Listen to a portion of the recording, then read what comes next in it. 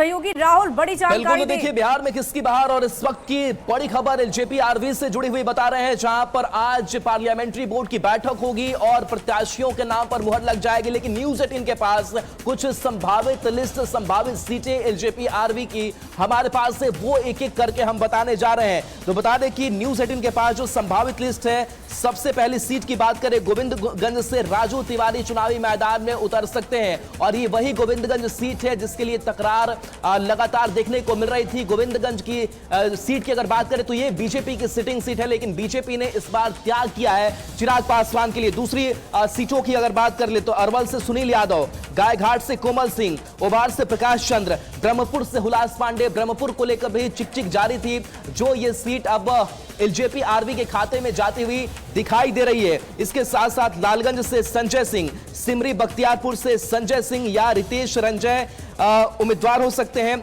बखरी से संजय पासवान का नाम है, मखदूम से रानी कुमारी। इसके साथ साथ कुछ और बाकी सीटों की अगर बात करें तो बोधगया, दानापुर, रोसड़ा, ये सीट और उम्मीदवार फाइनल किए जा सकते हैं। तो बड़ी खबर जो पार्लियामेंट्री बोर्ड में आज हरी झंडी इस पर मिल जाएगी। राहुल, आपको रोकना चाहूंगी, इस पूरी खबर की देख जानकारी ले लेती हूँ। विनीता मिश्रा, न्यूज 18 संवाददाता, लगातार हमारे साथ बनी हुई। विनीता, ये बताइए कि बहुत सारी सीटों का त्याग कर बीजेपी ने चिराग पासवान की महत्वाकांक्षा को पूरा किया है, उनकी उम्मीदों को पूरा किया है। कौन कौन सी वैसी सीटें हैं जिसको लेकर चिराग पासवान अड़िग थे और आखिरकार उन्हें सफलता मिल गई है, वो सीटें चिराग के खाते में चली गई है?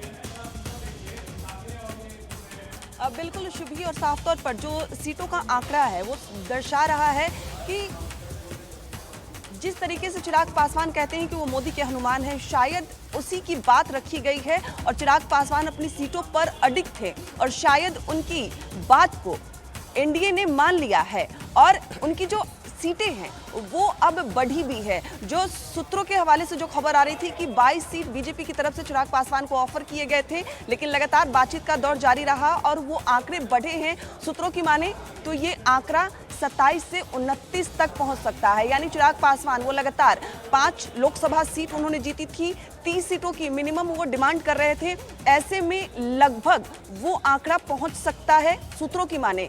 और कई ऐसी सीट, क्योंकि चिराग पासवान लगातार कह रहे थे कि मुझे क्वांटिटी नहीं बल्कि क्वालिटी की सीट चाहिए, तो क्वालिटी की सीट भी, जैसा कि गोविंदगंज की अगर हम बात करें तो बीजेपी की सिटिंग सीट है और ऐसे ही कई और सीट है जो बीजेपी की सिटिंग सीट है। बावजूद इसके चिराग पासवान लगातार आपको रोकना